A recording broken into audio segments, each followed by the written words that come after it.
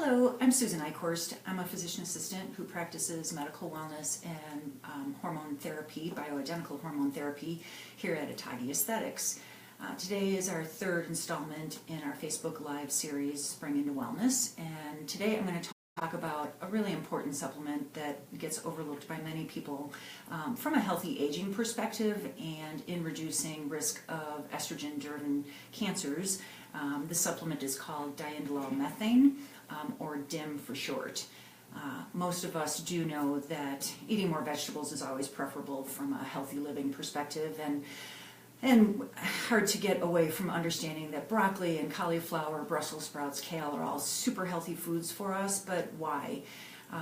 What we've always known is that they are healthy foods, and that's been known for centuries and used as medicinal foods in the past, but more recently researchers have really honed in on what are these substances that make these such superfoods, and DIM is one of these substances. In our body, we make diindolylmethane when we eat cruciferous vegetables. The downside is to get as much DIM as we need, especially in today's world, we probably need to eat about 7 pounds of raw broccoli every morning or every day, and that's pretty impossible for most people. So fortunately, those people that do supplements have formulated DIM in an easy to take form, so we can get the benefits of it without having to overwhelm our system with raw vegetables. So why is DIM so important? It really has to do with balancing estrogen and testosterone in the body. A couple things that we just want to recap though are what are hormones. So hormones are chemical messages that are sent out from one part of the body to another part of the body for that second target area to do their job more efficiently. And they are carried on little proteins that transport them around the body, some very loosely bound so that they can be freed up very easily and utilized by the cells, and other very tightly bound in something called a sex hormone binding globulin, specific for estrogen and testosterone here. And that will become a little more important when we talk about testosterone in a few minutes. But with respect to estrogen, we do know that it also metabolizes or breaks down into little byproducts in our body. And these byproducts is what researchers have really honed in on as being most important, as opposed to just estrogen as one category of a hormone. So these byproducts are named 2-hydroxyestrone, 4-hydroxyestrone, and 16-hydroxyestrone. And what we've really honed in on is that the 2-hydroxyestrone is really the beneficial and the safest of all the estrogens. It is the form that has the highest amount of antioxidants. It helps to diminish cell proliferation or turnover in cells. This is very important in breast tissue. Also aids in apoptosis, which is programmed cell death. When a cell has come to the end of its usefulness, we do want that cell to die off and have our immune system clear it out of the system, and so 2-hydroxyestrone aids in that. We know that it aids in keeping our skin supple, helps with minimizing atherosclerosis, helps with minimizing dementia long term, improves mood, and doesn't increase and enhances bone density. So we really want that form of estrogen circulating in our body primarily as its major form, minimizing the 4-hydroxyestrone, which we call the ugly form, and certainly the 16-hydroxyestrone, which is a bad estrone and much more implicated in breast cancer, uterine cancer, cervical cancer for women, and prostate cancer for men. But we also know that 16-hydroxyestrone is more related to weight gain for women and men, and that this is the form that is converted from fat found in obesity and actually stimulated by some environmental factors as well.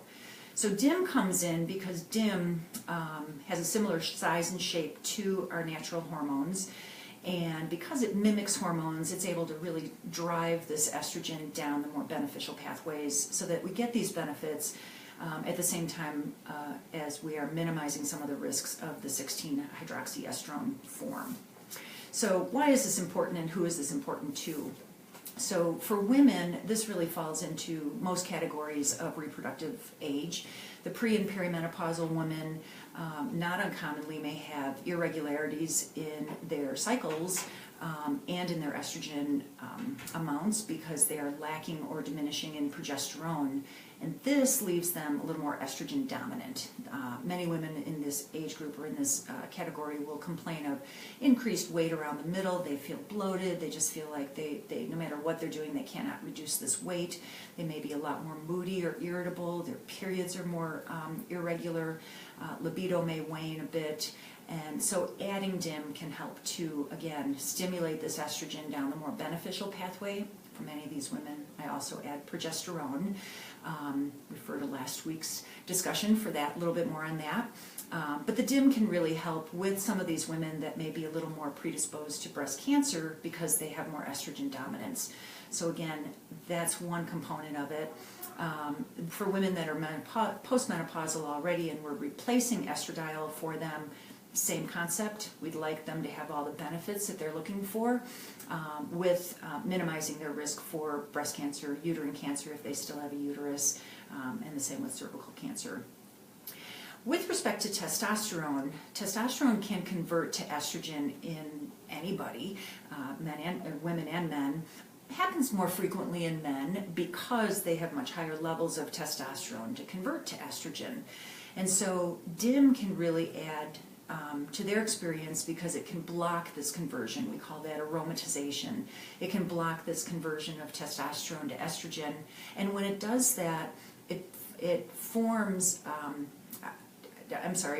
with the estrogen that is made either naturally or a little bit from that conversion, we then want to drive that down this more beneficial pathway. Because when we do that, now this estrogen can bind to this protein that I mentioned earlier, sex hormone binding globulin, and very tightly, which then does not allow the testosterone to bind to that protein, meaning there's more of the testosterone free to circulate around and use in the body. Why this becomes so important is this then increases muscle mass in men and women with testosterone supplementation, increases energy, increases their metabolism, thereby decreasing their fat. When you decrease fat, you decrease the amount of estrogen that's being formed from fat. So it's a bit of a win-win situation. Also, with reducing estrogen levels and driving it down the more beneficial pathway, we've seen that men may have less symptoms of benign prostatic hypertrophy, or BPH, enlarged prostate. We may have more of a stabilized PSA, and that also can result finally in a reduction in in prostate cancer in these gentlemen. Other benefits of DIM have been found to show that people have more efficient weight training, more than likely from increased testosterone levels and decreased bad hormone or estrogen levels. We've seen that DIM can halt the progression of cervical dysplasia, or the abnormal pap smear that women may be told that they have, and halting the progression of that condition developing into cervical cancer itself. DIM has been shown to prevent oxidation of our lipoproteins. This is like our low-density lipoprotein is the LDL, or the bad cholesterol. And when we reduce oxidation, we reduce atherosclerosis, or hardening of the arteries, which then results in decreased cardiac outputs or events. And then lastly, we've also seen that DIM can help diminish and decrease abnormal thyroid growth that we see in thyroid cancer and thyroid proliferative disease. Side effects with DIM have been shown to be very minimal. Really, they are more nuisancey than anything. We see a darkening of urine in many people, but we can also, on very rare occasions, people will complain of a mild GI upset or even some diarrhea. That is not very common at all. Dosing is anywhere from 150 to 300 milligrams, 150 for women, roughly 300 milligrams for men. That's on a daily basis. Toxicity is not seen until we get up into the 450 milligrams per kilogram range, so that's a much higher dose. And we do know that micronized form is really ideal. This is just a formulation of how the the compound is made, and that has the best absorption and is what most of the studies have been done on as well. So I hope that this helps you understand why I am always harping on people to get more vegetables. We know how healthy they are, especially the cruciferous vegetables. But it also shows that aside from them being very healthy and helpful for us, we probably don't get all the full benefits that we need from just eating these vegetables even on a daily basis. And this is where supplementing with diindolylmethane can be so important for healthy aging and for good hormone balance. So if this is something that you found interesting and you'd like to see how balancing your hormones or learn about some more ideas about healthy and wellness aging, then please give our office a call. I'd love to see you in the office. Thanks.